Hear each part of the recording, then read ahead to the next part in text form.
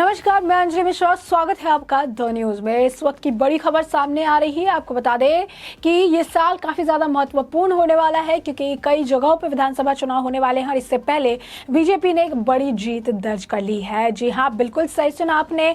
आपको बता दें कि अभी जो है बीजेपी के लिए जीत बहुत अहम मानी जा रही है और यह जीत जो है पोर्ट ब्लेयर नगर निगम चेयरपर्सन के चुनाव में बीजेपी को मिली है। जी हाँ, बिल्कुल सही सुना आपने।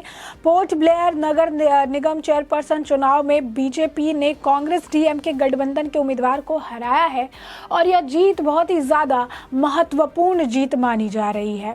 बता दें कि बीजेपी और कांग्रेस दोनों ने 10-10 सीटें जीते थी। इसके बाद बीजेपी ने टीडीपी के साथ और कांग्रेस ने डीएमके को हराने के लिए कांग्रेस और डीएमके को हराने के लिए हाथ मिला लिया। एनडीए प्रत्याशी सेल्वी चुनाव जो है जीत चुकी है और ये कांग्रेस के लिए बड़ा झटका है। बता दें कि इस जीत को लेकर जेपी नड्डा ने भी विजेताओं को बधाई दी है। नॉर्थ ईस्ट में भारी जीत के बाद अब अंडमान द्वीप समूह में बीजेपी के जीत का सिलसिला लगातार जारी है। बता दें, भाजपा एंड टीडीपी गठबंधन के उम्मीदवार सेल्वी ने कांग्रेस और डीएमके गठबंधन के उम्मीदवार को हराकर पोर्ट ब्लेयर नगर निगम अध्यक्ष का चुनाव जो है जीत लिया है और अब जो एनडीए उम्मीदवार हैं सेल्वी, वो अब जो है जीत कर चुके हैं और नया जो आप कह सकते हैं कि अध्यक्ष जो है इसे चुना गया है। दिलचस्प बात यह है कि भाजपा के राष्ट्रीय अध्यक्ष जेपी नड्डा ने इस जीत के लिए बधाई दी है। तो आप समझ सकते हैं कि जीत कोई छोटी नहीं बल्कि बड़ी जीत है।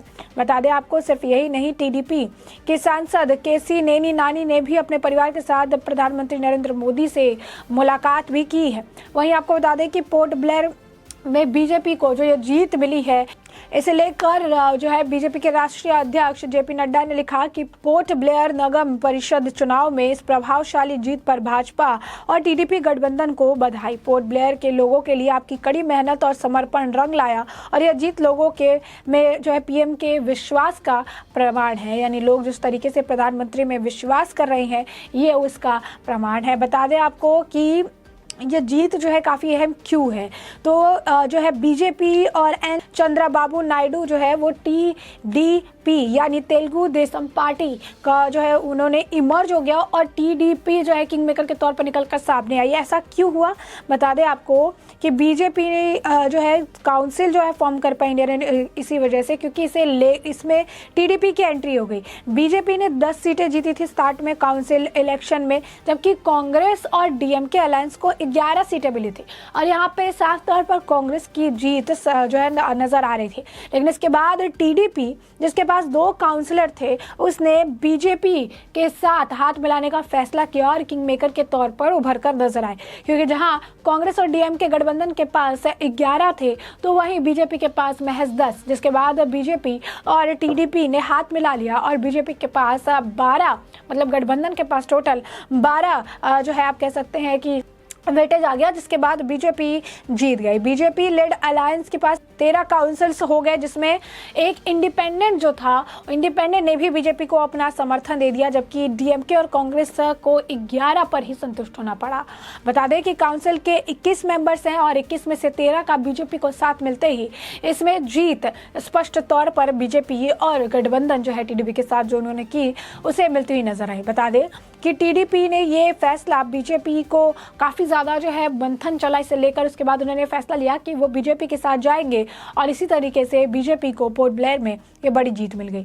बता दें कि ये बहुत सारी पॉसिबिलिटीज़, आपको बता दें कि जैसे ही ये पॉसिबिलिटीज़ देखने के लिए मिल रही है, क्योंकि अचानक से टीडीपी और बीजेपी साथ आ गए और यहाँ पर जीत दर्ज करा ली। इसके बाद से ही चर्चा होने लगी है, संभावनाएं लगाई जा रही है कि हो सकता है कि आने वाले आंध्र प्रदेश चुनाव में और 2024 के लोकसभा चुनाव में ये एक साथ फिर नजर आएंगे और ऐसा जो है इस एक साथ नजर आने से फिर आप बता दें कि आपको अलग जो विपक्षी पार्टियां हैं उनके लिए मुश्किल हो सकते हैं। बात करें टीडीपी की, तो टीडीपी जो है मार्च 2018 में एनडीए के गठबंधन से उन्होंने वो दूरी बना ली थी और अपने 2 मिनिस्टर को उन्होंने प्रधानमंत्री नरेंद्र मोदी के जो है कैबिनेट प्रोटेस्टिंग और non grant special category status को लेकर आने से जो है उन्होंने निकाल लिया था।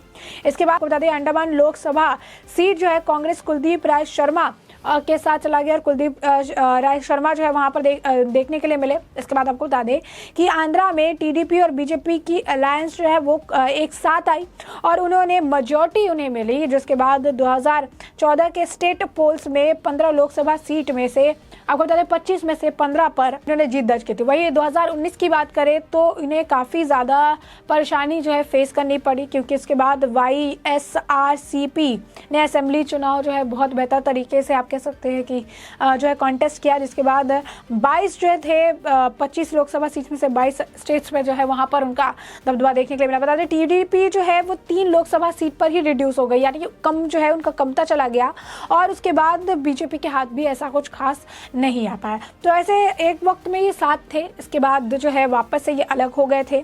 बीजेपी 0 पर थी और TDP 3 लोकसभा सीटों पर सिमट गई।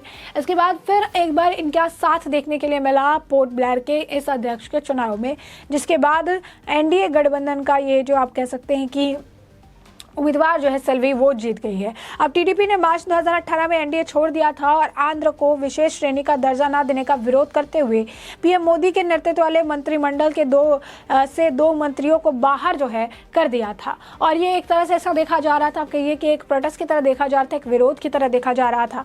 और इसके बाद एकमात्र जो है अंडमान लोकसभा सीट कांग्रेस के कुलदीप राय शर्मा के पास जो थी। अब ऐसे में स्पष्ट तौर पर कह सकते हैं कि कांग्रेस को कहीं ना कहीं भरोसा था कि पोर्ट ब्लेयर में भी कमान उन्हीं के हाथ में है और कांग्रेस को यहाँ एक अपर हैंड मिलेगा। लेकिन घटनाओं के मोड़ ने आपको बता दें 2024 के लोकसभा चुनाव राज्य विधानसभा चुनाव के लिए आंध्र प्रदेश में TDP और बीजेपी के फिर से संगठित होने की अब संभावनाओं की बात चल रही है, क्योंकि पोर्ट ब्लेयर में जिस तरीके से ये जीत बीजेपी ने दर्ज की है, इसके बाद से आंध्र प्रदेश चुनाव में भी बीजेपी की जीत की संभावनाएं काफ़ी ज़्यादा बढ़ गई है। क्योंकि अगर TDP और बीजेपी एक बार फिर साथ आती है आंध्र प्रदेश के विधानसभा चुनाव के लिए, तो ऐसे में ये कहा जा सकता है कि आंध्र प्रदेश में भी बीजेपी एक बेहतर स्कोर जो है कर पाएगी। और साथ ही साथ सिर्फ आपको बता दें कि विधानसभा चुनाव नहीं बल्कि लोकसभा चुनाव के में भी इसका काफ़ी ज़्यादा आप कह सकते हैं कि अहमियत देखने के लिए मिल रही है कि अगर TDP और बीजेपी एक साथ आती है तो इससे काफ़ी ज़्यादा फ़ायदा जो है होता हुआ पार्टी को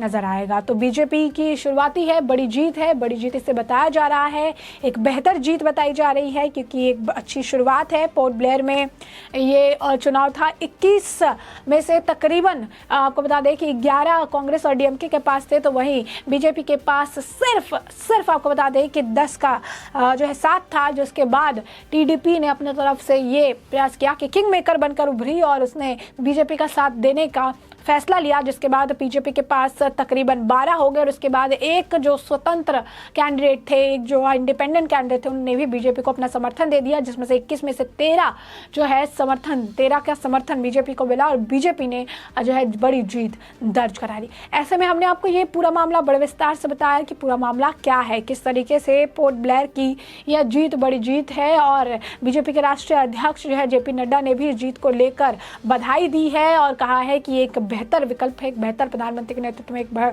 ये बड़ी जीत है। एक नया अध्यक्ष भी चुना गया है, NDA की कैंडिडेट है।